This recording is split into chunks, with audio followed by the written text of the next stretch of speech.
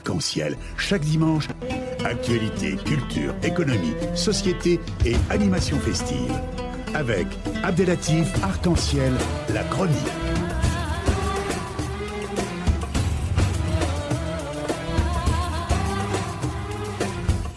Mesdames et messieurs, retour au direct et comme ça a été annoncé, nous sommes heureux d'être en ligne avec monsieur Ghaleb Benchir. Bonjour et bienvenue dans l'émission Arc-en-Ciel sur Radio Pluriel.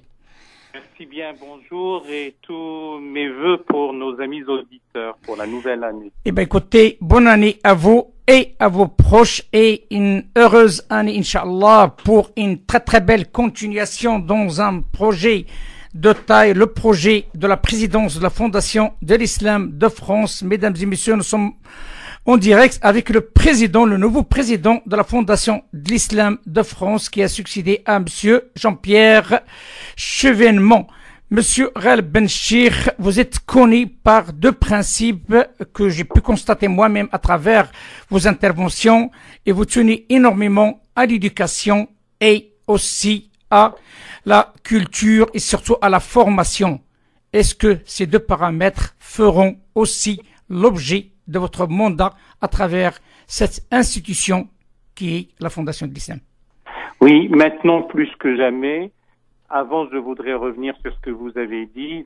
Cette présidence, c'est davantage et surtout une grande responsabilité et nous devons l'assumer, qui que nous soyons, mais votre serviteur en premier, pour justement les deux principes fondamentaux que sont l'éducation, l'acquisition du savoir, la culture, la connaissance et la formation, notamment pour la jeunesse, mais pour quiconque, soit une réalité, et la vocation de la Fondation est d'assumer tout cela.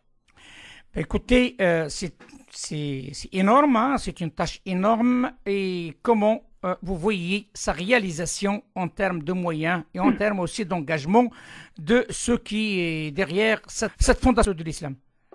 Alors, vous avez tout à fait raison, même si nos éducations à nous, mon éthique personnelle n'est pas de quémander de l'argent, n'est pas de dépendre de quiconque, mais cette affaire est devenue une affaire nationale, elle est reconnue elle-même d'utilité publique, et donc c'est un appel au don, un appel à l'aide pour pérenniser la mission elle-même, la fondation en tant que telle.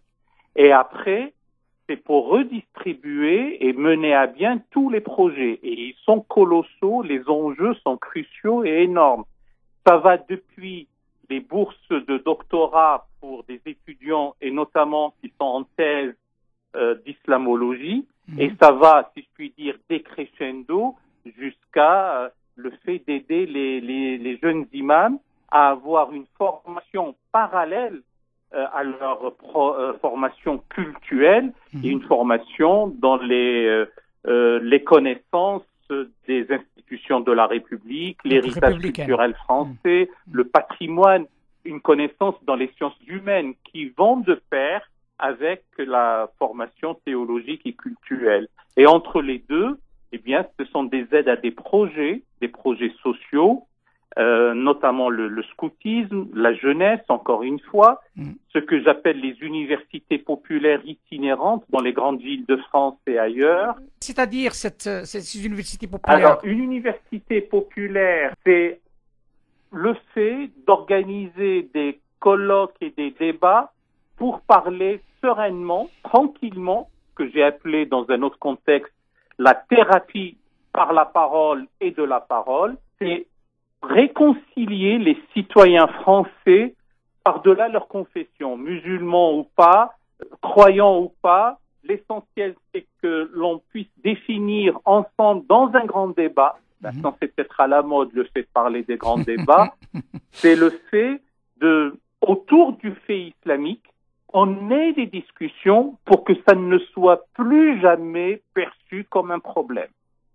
C'est tout simplement le fait de dire qu'on a là une tradition religieuse islamique qui a sous-tendu à travers l'histoire une civilisation brillante, impériale, sans caresser le passé mythique et révolu. C'est simplement pour dire que ça a eu lieu et que c'est maintenant l'enjeu est l'enjeu de l'humanisme, de la beauté, de l'intelligence, de la civilisation, et ceci va de pair dans le paysage français, européen et pourquoi pas mondial.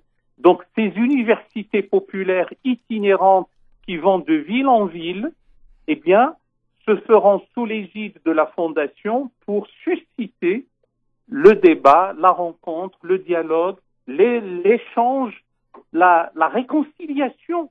Parce que malheureusement, il y a des fractures autour de ce fait-là, la résilience suite au terrorisme, la convalescence, si je puis dire, même de beaucoup parmi nos concitoyens qui ont été atteints dans leur chair.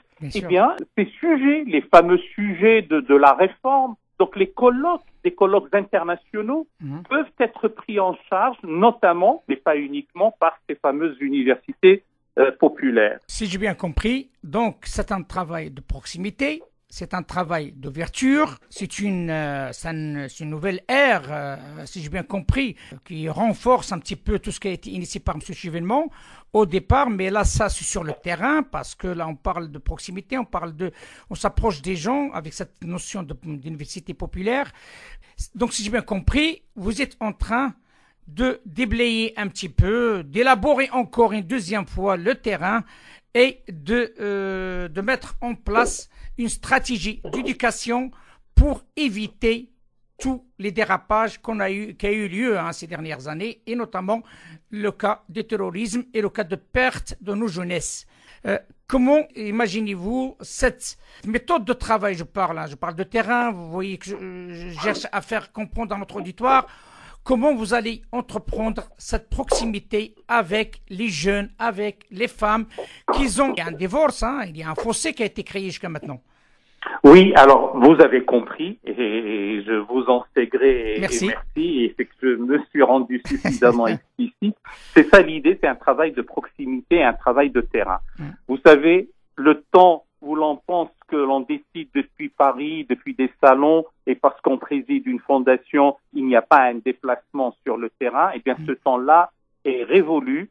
Je donnerai de mon temps, je donnerai de ma fatigue, je donnerai de mon sommeil, je donnerai de mon énergie. Je ne m'attire aucune gloriole en disant cela, mais je sillonnerai la France, association par association, ville par ville, village par village s'il le faut, pour effectivement réconcilier, revenir sur des sujets, celui de la jeunesse, celui de la condition féminine en contexte islamique, comme on dit, et ceci ne dédouane pas d'un travail de fond que j'ai voulu dire tout à l'heure à propos des colloques internationaux concernant la pensée théologique islamique, la pensée, la réflexion, la philosophie même, le fait de s'approprier la culture de la connaissance, de donner de l'importance au cursus diplômant, le fait de laisser place à l'élévation par le savoir, par la connaissance, par l'esthétique, par l'ouverture sur le monde.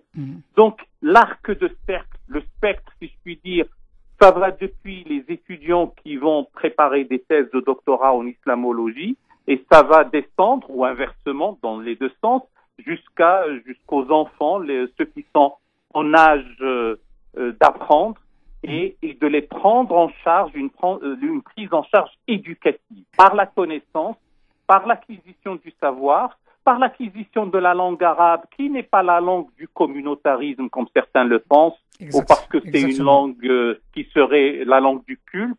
Non, c'est aussi une langue de poésie, de diplomatie, du droit, du savoir. Et tout cela, nous devons le mener ensemble. Donc, si j'ai bien compris, vous êtes en train, quelque part, parce que maintenant, le président de la République ne va pas tarder, d'après les éléments qui circulent, donc de sortir avec une sortie assez importante concernant de mettre en place les nouveaux jalons de l'islam de France. Vous avez entendu parler des dernières sorties médiatiques, soit de CFCM, soit de la FIM par Hakim Karoui, soit par d'autres qui en parlent. Il y a un bouillonnement, il y a un échauffement quand même sur le dossier. Et comment vous se positionnez, vous, en tant que fondation, dans cette atmosphère qui est parfois orthogoniste, mais en même temps, il est intéressant. Oui, parce que le moment est historique. C'est ça. Je ne voudrais jamais revenir sur le passé. Je ne suis pas dans l'aigreur de dire on aurait dû, il fallait faire tout ça bien avant, etc. C'est passé, c'est derrière nous. Ce qui nous intéresse, c'est le présent et nos priorités sont énormes et ne sont pas dans les pleurnicheries, dans les chicaillettes et dans le fait de pleurnicher à propos du passé. Maintenant, vous avez tout à fait raison, il y a un bouillonnement, il y a une ébullition, il y a une effervescence, voire une frénésie. Eh bien, c'est un appel à l'union que je lance, que ce soit des associations qui travaillent dans le domaine cultuel, et c'est leur domaine à elles, et c'est normal. Nous, en tout cas pour la fondation, si je puis dire, je mettrai ça entre guillemets, c'est le domaine profane, c'est plutôt les considérations laïques. N'oublions pas que c'est une fondation laïque reconnue d'utilité publique et que notre champ d'action, ça reste toujours la préparation du citoyen musulman en l'espèce, c'est-à-dire, encore une fois, l'éducation, l'acquisition du savoir, la culture, la connaissance. Et l'ouverture sur le monde. Moi, je rêve de voir les jeunes citoyens musulmans, à terme, aller à l'opéra, aller au théâtre, aller dans les différents musées nationaux, s'émerveiller de beauté.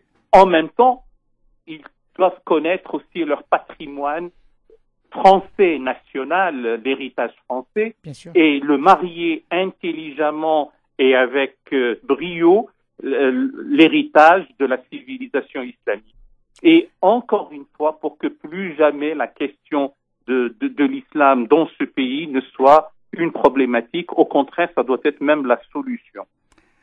Écoutez, c'est tout ce qu'on souhaite. Donc, depuis un certain temps qu'on travaille sur ce dossier maintenant, vous êtes au courant, vous avez participé avec nous depuis un certain temps aussi au sein de cette émission. L'objectif, c'est de promouvoir cet élan.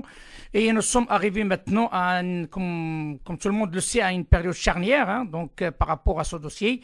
Et la question qui me reste à vous poser, M. Rel Benchir, le président de la Fondation de l'Islam de France, est-ce qu'il y aura-t-il porte ouverte de la Fondation vis-à-vis des citoyens d'ici peu ou bien à moyen long terme? Alors, la maison, si je puis dire, au sens premier du terme, physiquement, le lieu est ouvert à tout le monde. Vous êtes les bienvenus. Vous autres, à travers vous, c'est l'ensemble de nos auditeurs et les musulmans de France. Et par-delà, toute personne, tous les hommes et toutes les femmes de bonne volonté sont les bienvenus. Venez, si je puis dire. Alors, les locaux sont exigus, c'est comme ça. Je rêve, même si ça nous dépasse, les institutions restent et les hommes disparaissent. Donc, d'avoir quelque chose de beaucoup plus grand, de beaucoup plus important, etc. Ça, ce sont nos rêves. Mais en tout cas, c'est une maison qui appartient aux musulmans de France. Je ferai, je l'espère très vite, avant la fin du mois, une présentation de vœux publique à l'ensemble de nos concitoyens, quels qu'ils soient. Si pour des raisons purement logistiques, ça ne se fait pas d'ici la fin du mois, alors ça n'aura plus aucun sens de présenter des vœux, mais on fera un premier colloque et une première sortie publique début février, parce que cette fondation doit aller au contact, au plus près de nos concitoyens quels qu'ils soient, et au premier chef, parce que c'est sa vocation, des citoyens musulmans ou des résidents musulmans qui vivent dans notre pays. Donc ça, c'est l'engagement premier. Après, nous, il y a des appels à projets. On a un comité d'orientation qui étudie la faisabilité des 10 projets. Il y aura bien sûr des arbitrages et on aidera ces projets-là à se réaliser. Il va y avoir aussi la mise en place d'un prix qui récompensera toute œuvre littéraire, culturelle, artistique qui met en valeur le patrimoine civilisationnel islamique, bien entendu. Et puis, j'ai déjà commencé à prendre des rendez-vous, et notamment au ministère de la Culture, pour mettre à bien et mener à terme la fameuse exposition Islam-Europe des siècles d'histoire. Et je voudrais que cette exposition-là ait un retentissement mondial. Inch'Allah. L'aura sera pour l'Europe et la France, bien entendu, mais le retentissement de la dite exposition dans un lieu prestigieux. Et c'est ce travail, encore une fois, civilisationnel, éducatif, social et culturel qui doit nous guider au premier chef. Monsieur le Président Ghal Benchir, merci infiniment et je vous dis bon vent pour cette nouvelle ère de la Fondation de l'Islam et bon vent pour l'Islam de France. Et les temps que l'Islam intègre une bonne fois pour toutes la République pour qu'il vit comme les autres religions. Je vous dis à très bientôt, Monsieur Ghal Benchir. À très bientôt. Merci infiniment. Au revoir, monsieur. Au revoir. Au revoir.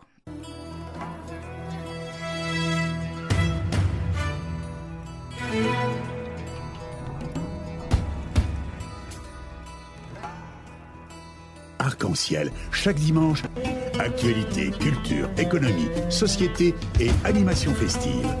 Avec Abdelatif Arc-en-ciel, la chronique.